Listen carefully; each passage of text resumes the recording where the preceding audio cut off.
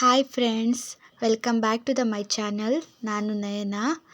Friends, ನಮ್ಮೂರಲ್ಲಿ ತುಂಬ ಮಳೆ ಮತ್ತು ಗಾಳಿ. ಮಳೆ ಬರದೇ ಇದ್ದಾಗ ಮಳೆ ಇನ್ನೂ ಬಂದಿಲ್ಲ ಅಲ್ಲ ಅಂತ ಅನಿಸುತ್ತೆ. ಅದೇ ಮಳೆ ಬಂದಾಗ ಯಾಕಪ್ಪ ಮಳೆ ಬಂತು ಅಂತ ಅನಿಸುತ್ತೆ. ಆದರೆ ಮಳೆ ಬೇಕು ಫ್ರೆಂಡ್ಸ್, ಮಳೆಯಿಂದನೇ ಬೆಳೆ ಅಲ್ವಾ.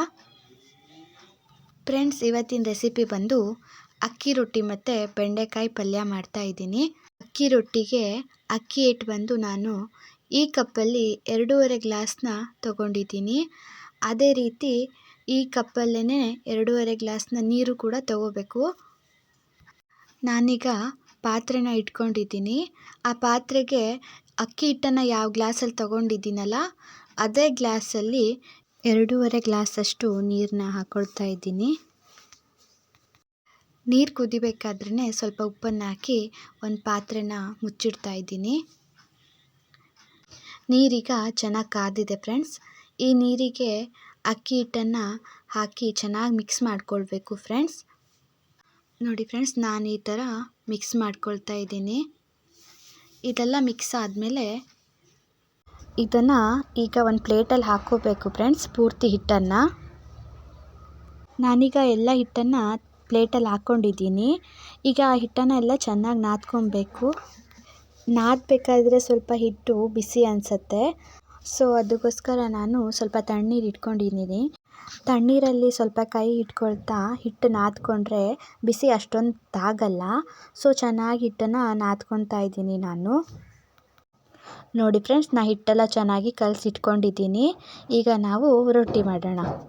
ನಾನು ಅಕ್ಕಿ ರೊಟ್ಟಿನ ಲಟ್ಸೆ ಮಾಡ್ತೀನಿ ಫ್ರೆಂಡ್ಸ್, ತಟ್ಟಲ್ಲ. ಕೆಲವೊಬ್ಬರು ತಟ್ಟಿ ಮಾಡ್ತಾರೆ, ನಾನು ಲಟ್ಸೆ ಮಾಡ್ತೀನಿ.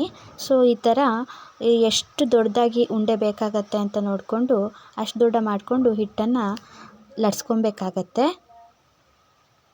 ಅಕ್ಕಿ ರೊಟ್ಟಿ ಲಟ್ಸ್ಬೇಕಾದ್ರೆ ಸ್ವಲ್ಪ ಸ್ಮೂತಾಗಿ ಲಟ್ಸ್ಬೇಕು ಫ್ರೆಂಡ್ಸ್, ಇಲ್ಲ ಅಂದರೆ ಅಕ್ಕಿ ರೊಟ್ಟಿ ಅಷ್ಟು ಸರಿಯಾಗಿ ಬರಲ್ಲ ಫ್ರೆಂಡ್ಸ್. ನೋಡಿ, ನಾನು ಅಕ್ಕಿ ರೊಟ್ಟಿನ ಲಟ್ಸ್ತಾ ಇದ್ದೀನಿ. ಸ್ವಲ್ಪ ಸ್ಮೂತಾಗಿ ಲಟ್ಸ್ತಾ ಇದ್ದೀನಿ ಫ್ರೆಂಡ್ಸ್ ನಾನು.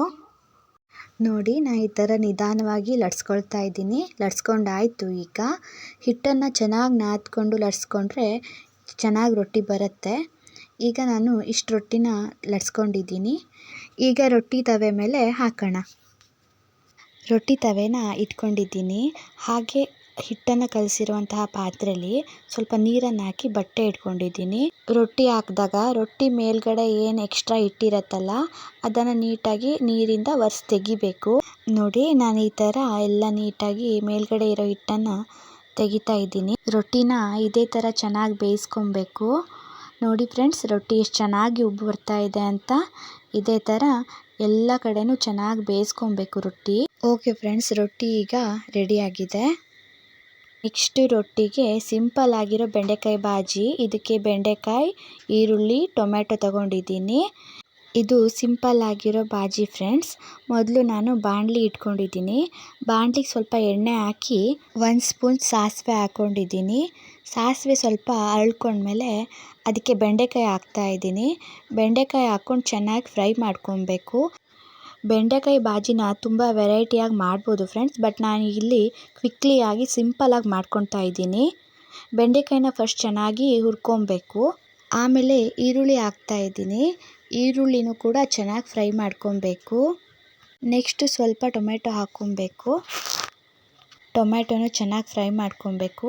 ಅದಾದಮೇಲೆ ರುಚಿಗೆ ತಕ್ಕಷ್ಟು ಉಪ್ಪನ್ನು ಹಾಕಿ ಮತ್ತೆ ಒಂದು ಸಲ ಫ್ರೈ ಮಾಡಿಕೊಂಡು ಸ್ವಲ್ಪ ಅರಿಶಿನದ ಪುಡಿ, ಸ್ವಲ್ಪ ಖಾರದ ಪುಡಿನ ಹಾಕ್ಕೊಂಡು ಫ್ರೈ ಮಾಡ್ಕೊಬೇಕು. ಅದಾದಮೇಲೆ ಸ್ವಲ್ಪ ತೆಂಗಿನಕಾಯಿ ತುರಿ ಮೇಲ್ಗಡೆಯಿಂದ ಹಾಕಬೇಕು ಫ್ರೆಂಡ್ಸ್. ತೆಂಗಿನಕಾಯಿ ತುರಿ ಹಾಕೋದ್ರಿಂದ ಪಲ್ಯ ಚೆನ್ನಾಗಿ ಬರುತ್ತೆ. ತೆಂಗಿನಕಾಯಿ ತುರಿ ಹಾಕಿ ಸ್ವಲ್ಪ ಫ್ರೈ ಮಾಡಿಕೊಂಡ್ರೆ ಬೆಂಡೆಕಾಯಿ ಪಲ್ಯ ರೆಡಿ ಆಗುತ್ತೆ ಫ್ರೆಂಡ್ಸ್. ನೆಕ್ಸ್ಟ್ ನಾನು ಸರ್ವ್ ಮಾಡಿದ್ದೀನಿ ರೊಟ್ಟಿ, ಬೆಂಡೆಕಾಯಿ ಪಲ್ಯ, ಹಾಗೆ ಬಿಸಿ ಬಿಸಿಯಾದ ಟೀ.